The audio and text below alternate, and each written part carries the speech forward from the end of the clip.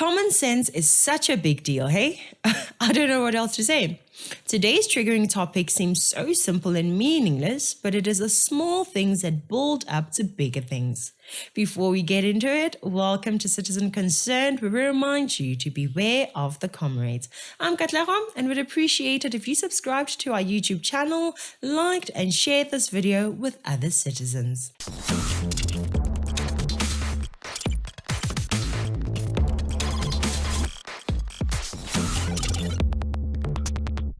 Look at this article. In an important first step towards the digital transformation of the Department of Home Affairs, Minister of Home Affairs Dr. Leon Schreiber has instituted a new rule to deliver the outcomes of visa waiver applications digitally via email to applicants. Simple. Instead of the visa applicants going to queue or scheduling an appointment at some foreign-owned company, they will get their results directly to their emails. Not a big deal, right? It is a big deal. This lowers the chances of human interaction. I mean, wherever you go, especially with regards to permits, you'll find South Africans and Nigerians and Zimbabweans standing outside the offices intercepting innocent visa applicants and trying to get a bribe from them to make themselves middlemen in the application process, as they will claim to know someone inside that can help to speed up your process. That is not a lie. It is a fact. The number one lesson from these cases is that the lack of a modern, digital, integrated system to process all applications, adjudications and communication at Home Affairs is the root cause of the threat to national security that we face in this sector. The common denominator that you will see across all of these presentations is that Home Affairs systems are vulnerable to fraud, corruption and discretion because they are outdated, antiquated, paper-based, manual, and therefore open to subversion. You will see how Libyan nationals obtained visas that were written by hand. How can South Africa regard ourselves as a serious nation when we still allow entrance into our country based on handwritten documents that frankly even a child could forge? Leon Schreiber has been a minister for not too long, and one of the first issues that he wants to address is the human interaction nonsense like this. He wants to simply send the results straight to the applicant. Very simple. Just send them an email and tell them whether their application has been approved or not.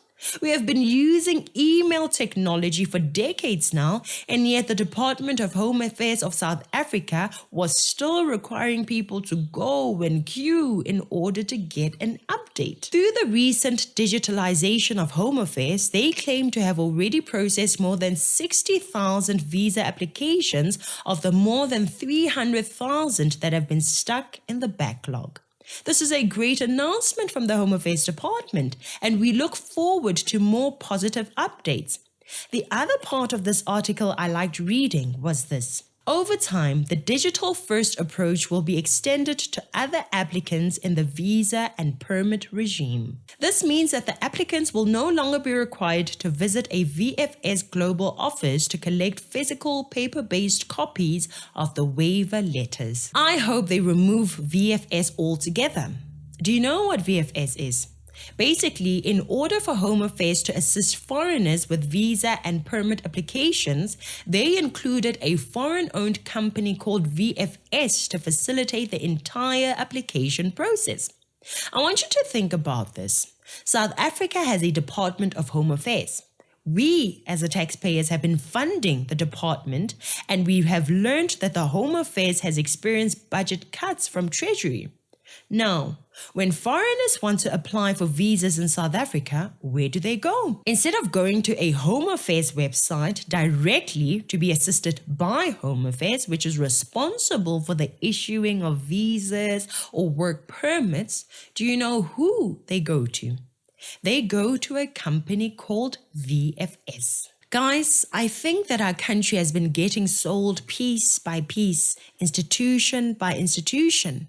There was once a time when foreigners would have a direct interaction with the Home Affairs officials in order to get assistance with their permits or visas. A little more than 10 years ago, this VFS company was not in charge of facilitating permit applications. But look at them now. They've taken over. So my question is, what happened to the Home Affairs employees that used to assist foreigners when it came to visas and permits? Did they get retrenched since VFS is now handling the application submission processes? No.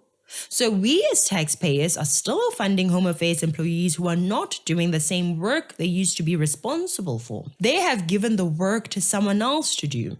And this someone else is not even a South African person or a South African business, but rather a foreign company that does not have roots in South Africa. A company called VFS. Here's what really bugs me. VFS actually charges foreigners for its services. They don't make the Home Affairs decisions. They are not the Home Affairs. They don't do anything except facilitate the application process on behalf of South Africa.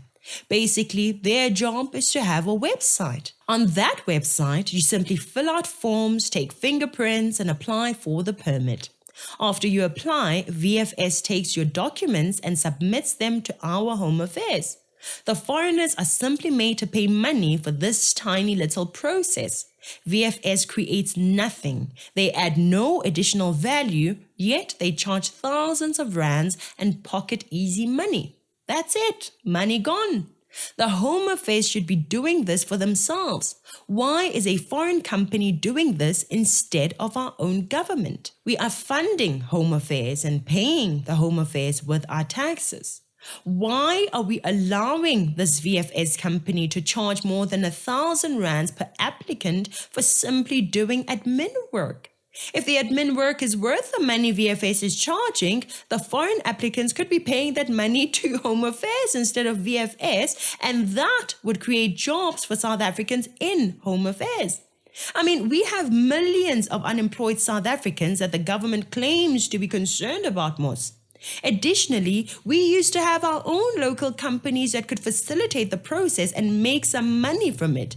But now the government of South Africa has allowed for one foreign company to take over the entire industry. This is work that should have been done by Home Affairs themselves. It's simply a website. Why is that money not coming to the South African government exclusively? That is money that could have been funding the Home Affairs departments and saving the taxpayers some money. And yet this weird company VFS simply collects the money and laughs all the way to the bank. Imagine the millions of visa applications that they have and continue to process and simply collect money from. Again, why is that money not coming to the South African government? Does the government deem us as South Africans so stupid that we can't build our own websites to book appointments? That website won't even take an experienced person a week to build online. It's simply a booking website with forms to fill out. Websites have become so easy to build, and yet our Home Affairs does not have an automated way for foreigners to apply for visas in South Africa. I mean, look at this website and tell me if I'm wrong. It's not YouTube or Facebook that requires some fancy web developers. No, it's a simple website that could have been created by varsity students right here in South Africa. So what expertise is VFS giving us here? People that manufacture soaps and toilet paper are providing higher service and value, guys. This is easy stuff. So what or who is VFS?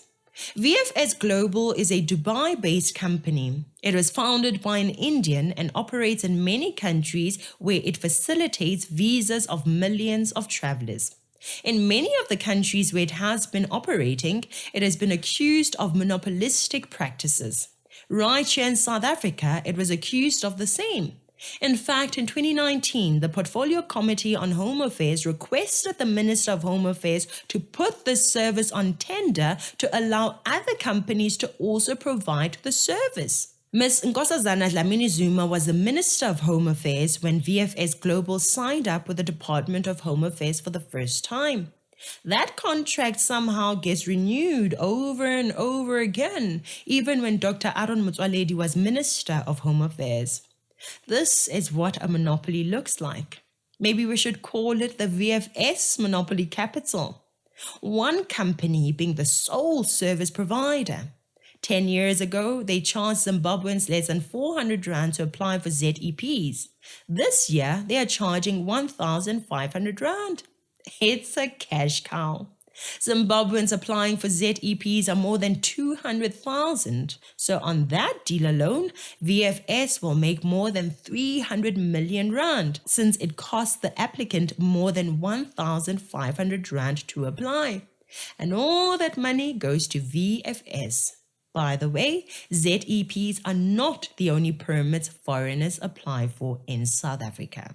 My issue is, why is Home Affairs giving all the power to this foreign entity instead of having its own online application platform built by South Africans and charge permit applications this fee nicely and easily? By the way, currently there is no way for applicants to skip VFS. It's either VFS or you won't get any help.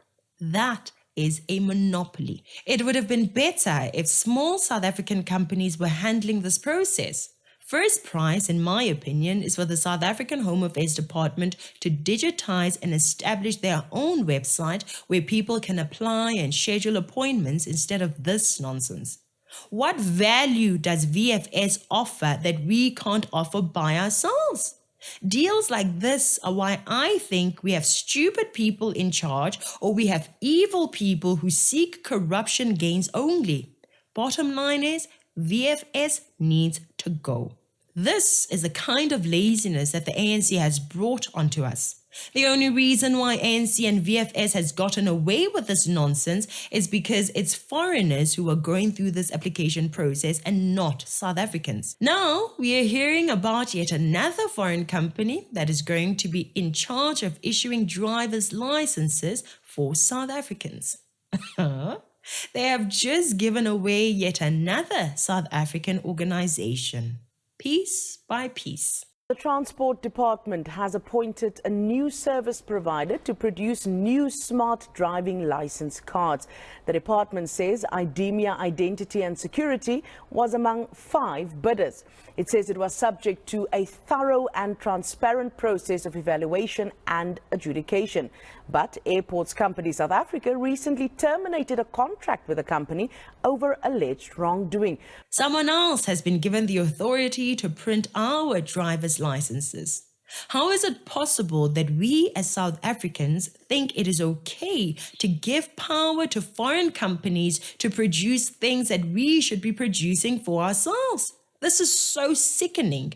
An abundance of laziness and an absence of patriotism is what creates scenarios like these. Hopefully, the Minister of Home Affairs, Leon Schreiber, will establish a South African-owned application and scheduling portal where Home Affairs can charge and earn us some money in the process instead of what should be our money going to India or Dubai. That's it from me. What do you guys think? Does this VFS company deserve to be a monopoly for such a simple service? Do you think I'm wrong to wish that Minister Leon should definitely pursue digitisation in a manner that will benefit us in terms of money, lowering corruption, while increasing efficiency? Is this new deal with a foreign company a good decision when it comes to driver's licenses? Let me know what you think in the comments section below. Thank you so much for watching. Please like, share, and subscribe. I'm Katlego. This is Citizen Concerned. And until next time, beware of the comrades.